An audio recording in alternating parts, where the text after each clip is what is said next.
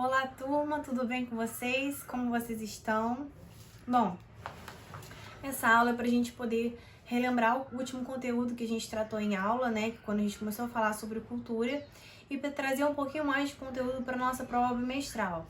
Então, hoje a gente vai falar nessa aula sobre o conceito de cultura, como que eles, não como ele surge, mas quando ele começa a ser trabalhado, principalmente ali no século XIX, e vamos tratar também das principais escolas culturais, né? As escolas interpretativas da cultura no mundo.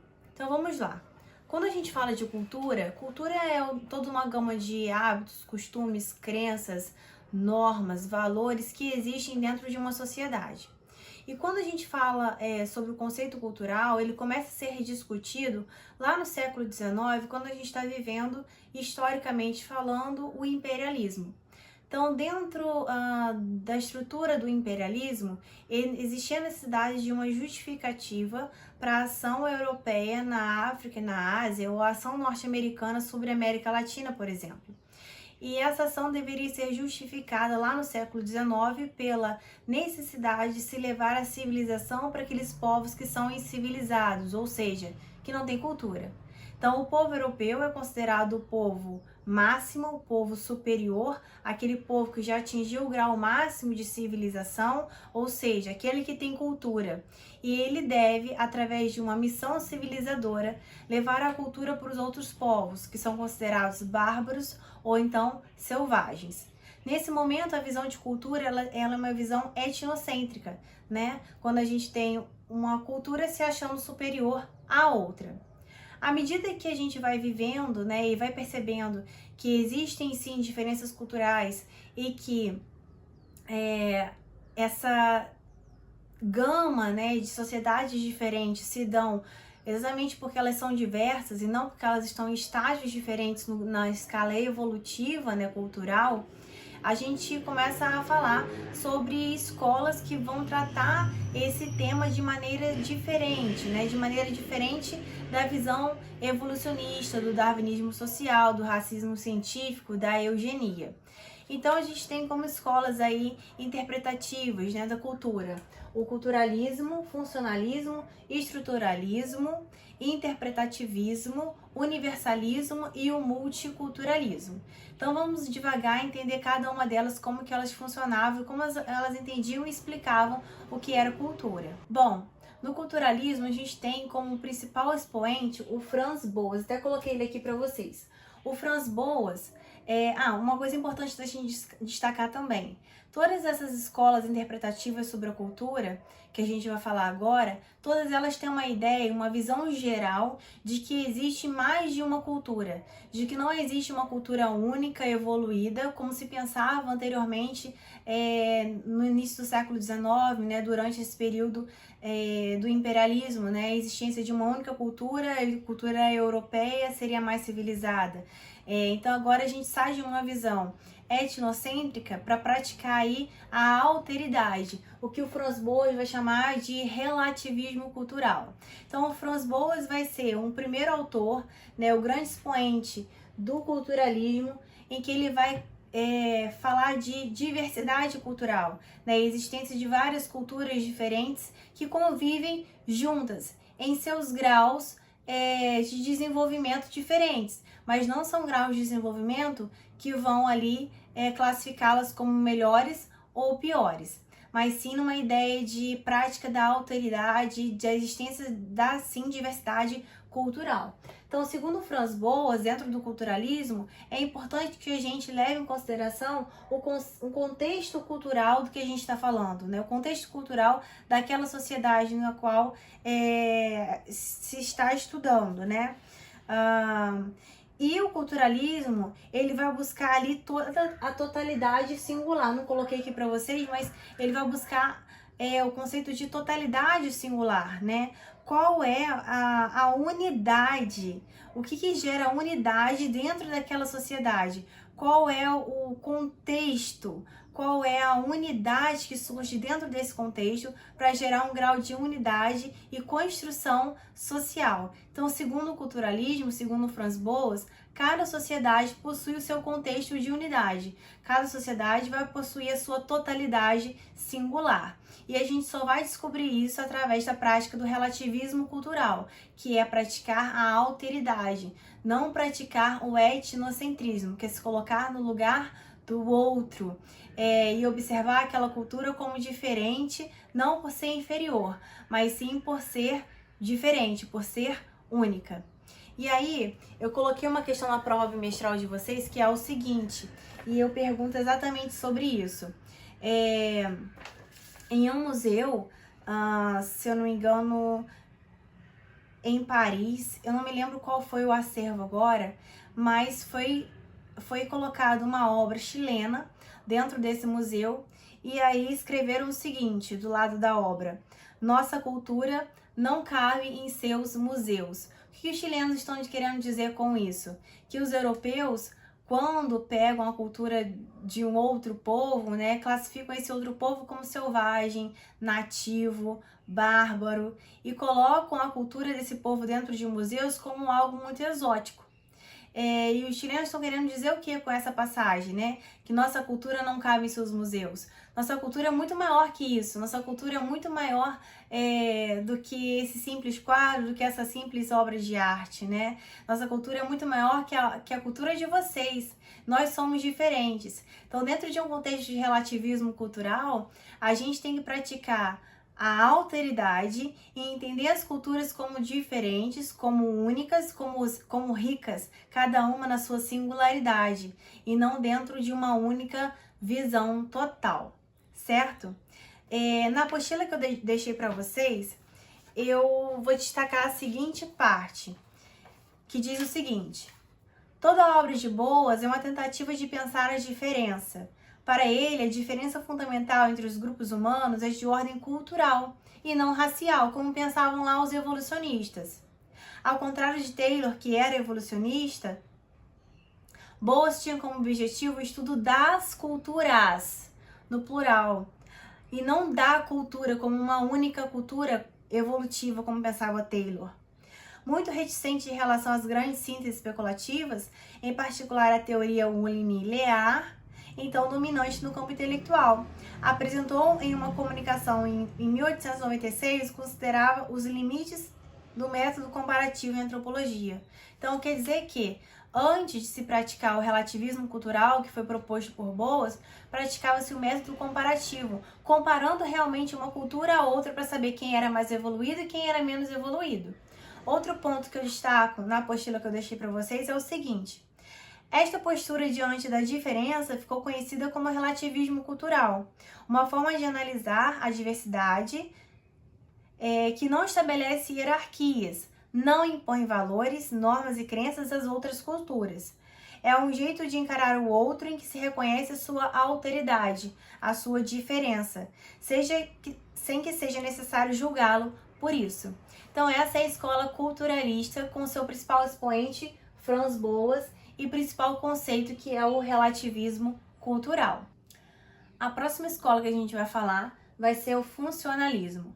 O funcionalismo ele surge mais ou menos no mesmo momento aí que o culturalismo, mas enquanto um surge nos Estados Unidos, o funcionalismo surge na Inglaterra. O funcionalismo tem como seu principal expoente o Malinowski, e o Malinowski vai ser aquele cara que vai difundir o método etnográfico. O que é isso? Antes, os antropólogos eram chamados de antropólogos de gabinete. O que eram os antropólogos de gabinete? Eles não iam a campo para estudar o seu objeto, não iam a campo para estudar a cultura que eles estavam analisando ali, fazendo seus estudos.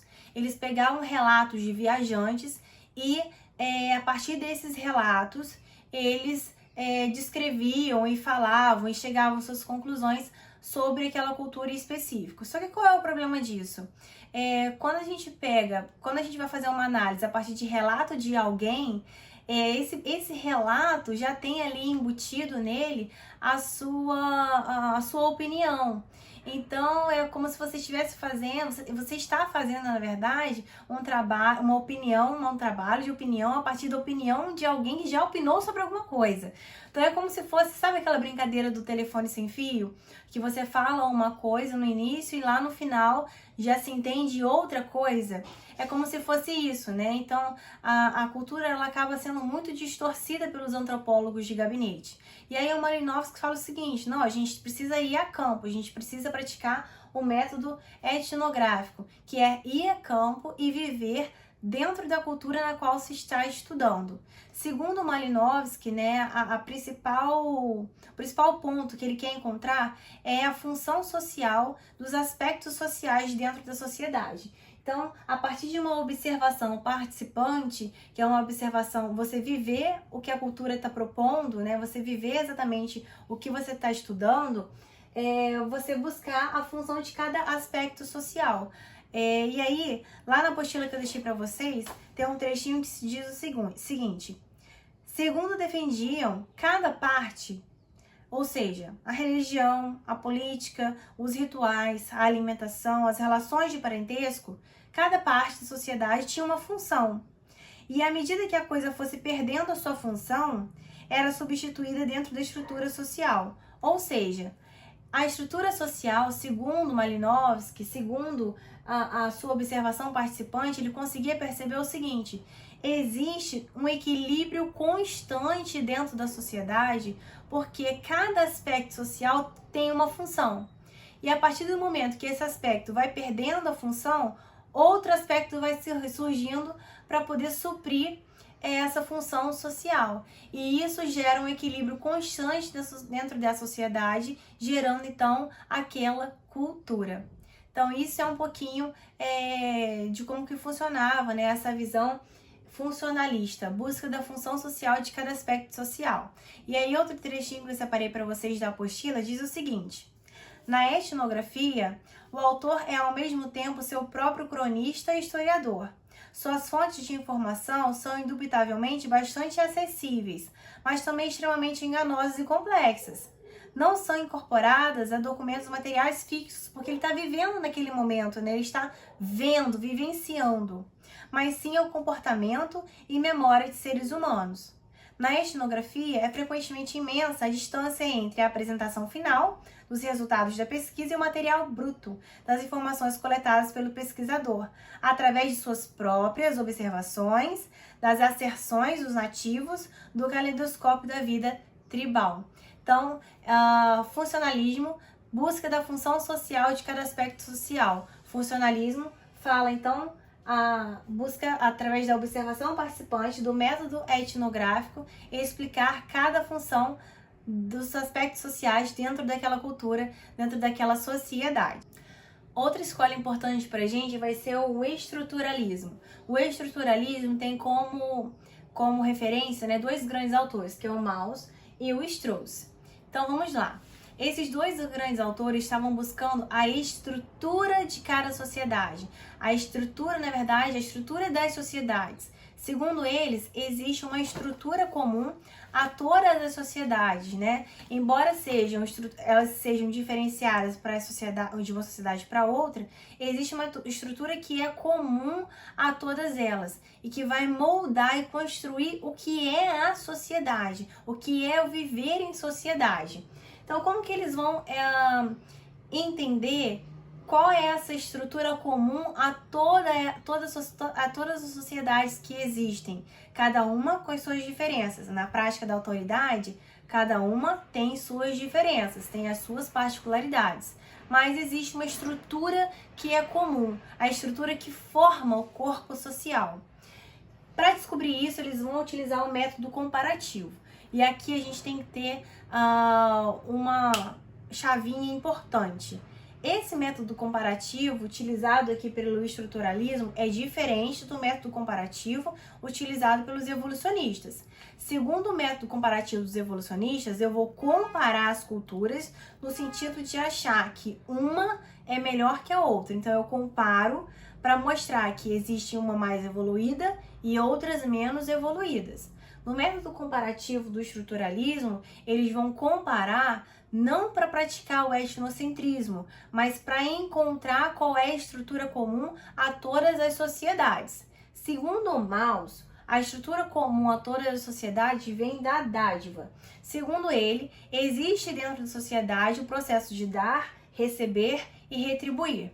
Então, nesse processo de dar, receber e retribuir, você cria uma aliança entre os membros da sociedade e isso faz com que ela funcione bem. Na apostila de vocês, a gente tem essa seguinte definição na página 17, quando ele diz o seguinte: para Mauss, a dádiva possui 3 etapas: dar, receber e retribuir. E cada uma delas precisa ser cumprida por ordem para manter a dádiva. No jogo da dádiva, com suas prescrições e proibições, a não retribuição coloca em risco a própria persona, fazendo da honra uma questão fundamental na constituição tanto das relações como dos próprios papéis sociais. E aí um exemplo que tem aí na apostila de vocês desse dar, receber e retribuir, que cria esse jogo de aliança, está da seguinte forma, um exemplo. Ao lhe emprestar o material, dar, e você aceitar a ajuda, receber, cria-se uma obrigação entre vocês e seu colega, de modo que em uma outra situação é sua vez de prestar o favor, de retribuir. Cria-se um laço de reciprocidade, que pode inclusive se expandir para outros segmentos da vida. Além disso, a dádiva também possui uma característica interessante. Dificilmente conseguimos retribuir uma dádiva na medida exata que recebemos. Por isso, muitas vezes buscamos exceder o que nos foi dado, seja em um gesto de gratidão, seja em sentido de superioridade, o que, por sua vez, faz com que a dádiva nunca esteja em equilíbrio, dando, portanto, a continuidade ao processo que ele chama de aliança. Então, segundo o Mauss, essa estrutura vem a partir da dádiva, dar, receber, retribuir, que gera um processo de aliança dentro da sociedade. Já para Lévi-Strauss, essa estrutura existe a partir do grau de parentesco. Então, o que o Lévi-Strauss diz, né? Que existem estruturas mentais universais. E essas estruturas mentais universais, elas partem do parentesco. Então, o Lévi-Strauss vai fazer uma comparação entre culturas diferentes a partir da noção do incesto. Então, a partir da noção do incesto, que é a proibição de casamentos, você entende como que funciona a estrutura de parentesco dentro de uma sociedade. E segundo ele, todas as sociedades do mundo se relacionam e têm como estrutura principal de relacionamentos o parentesco. E segundo Lévi-Strauss, é a partir da estrutura de parentesco que surgem outras estruturas e relações sociais dentro da sociedade. Na apostila que eu deixei para vocês, tem um trechinho que diz o seguinte: todo casamento é, pois, um encontro dramático entre a natureza e a cultura, a aliança e o parentesco. As múltiplas regras que proíbem ou prescrevem certos tipos de cônjuges e a proibição do incesto, que as resume, esclarecem-se a partir do momento em que se estabelece ser necessário que a sociedade exista. Se a interpretação que propusemos é exata, as regras do parentesco e do casamento não se tornam necessárias pelo estado da sociedade.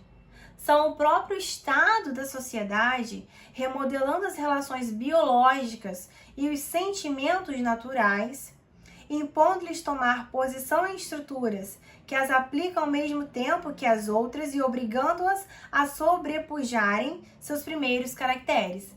Então, segundo o Lévi-Strauss, são as relações de parentesco a base de todas as sociedades que existem no mundo. Todas elas se formam a partir das relações de parentesco. O seu estudo é gerado a partir do incesto, já que a partir do incesto você entende como funcionam essas estruturas e relações de parentesco. E a partir das relações de parentesco geram-se todos os outros tipos de relações dentro da sociedade, segundo Lévi-Strauss. Bom, as nossas 3 últimas escolas vão ser a escola interpretativista, o universalismo e o multiculturalismo. A escola interpretativista tem como seu expoente o Clifford Geertz, O Clifford Geertz vai falar sobre a importância de se estudar os símbolos dentro de uma estrutura social. Então, segundo ele, os elementos da cultura devem ser analisados dentro de uma rede de significados. Então, a importância cultural que o Clifford Geertz dá é de se estudar cada símbolo dentro de cada cultura. E que esses símbolos, que não devem ser tratados como leis, eles devem ser analisados sempre dentro de um contexto social. A nossa próxima escola é o universalismo. O universalismo e o multiculturalismo são escolas culturais que surgem pós Segunda Guerra Mundial. Então, é um momento de que a gente está falando aí de reparação da dignidade humana. É um momento que a gente para poder analisar medidas em relação a respeito à diversidade, né? A diversidade cultural existente. E a busca de um princípio universal que seria essa dignidade humana. Então, nesse sentido, nesse contexto, surge a ONU e surge também a Declaração Universal dos Direitos Humanos. E aí, nessa perspectiva, a gente tem pensamentos diferentes em relação a como adotar esse princípio universal, a como adotar esse princípio universal de dignidade humana. Como que eu vou fazer isso se a gente está vivendo num mundo de culturas diferentes, né? Um mundo em que se pratica a alteridade. Então, segundo o universalismo, a realidade social é uma realidade social única. Então, independente se existem diferenças culturais, existe uma realidade social única, que é a defesa da diversidade humana, que é a justiça e defesa dessa diversidade. Então, se existe uma realidade social que é única em defesa da dignidade humana, a gente pode adotar valores universalistas. Logo, podemos adotar a Declaração dos Direitos Humanos para todas as culturas que existem no mundo. Já a perspectiva universalista tem um pé atrás em relação a isso, porque segundo ela, essa declaração universal, ela é ocidental. Então, se ela foi criada por países ocidentais, ela tem características culturais ocidentais, que não vão respeitar as características culturais de povos orientais, por exemplo. Então, nesse caso, o multiculturalismo, ele está mais engajado aos direitos das minorias sociais. Então, ele acredita que não existe uma justiça unificada que possa ser respaldada por essa Declaração Universal dos Direitos Humanos, mas sim deve existir uma visão singular para cada sociedade diferente. Segundo essa ideia, as declarações universais adquirem, então, valores ocidentais, e esses valores ocidentais se tornam etnocêntricos quando a gente olha para culturas não ocidentais. Bom, gente, esse foi aí o nosso resumo, nossa aula sobre as escolas culturais. Espero que tenha ficado claro para vocês, e agora eu vou dar algumas dicas em relação à nossa bimestral. Então, vamos lá. Na questão 6, vai cair a questão do quadro chileno, né? Nossa cultura não cabe em seus museus. E eu vou pedir para vocês falarem sobre o relativismo cultural e a alteridade. Como que a partir desse quadro a gente pode explicar a postura dos chilenos diante dos conceitos de relativismo cultural e do conceito da prática de alteridade. Na questão 7, é uma questão sobre o Malinowski, né? Sobre a obra mais famosa dele, Argonautas do Pacífico Ocidental, e eu vou pedir para vocês explicarem qual é a crítica que os funcionalistas faziam aos antropólogos de gabinete e como que funciona o método etnográfico. Na questão 8,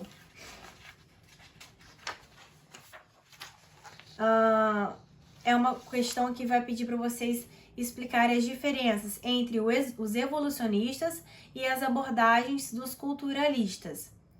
A questão 9 é uma questão de verdadeiro ou falso, tranquila. E a questão 10 é uma questão de interpretação, tá bom? Beijo grande, gente!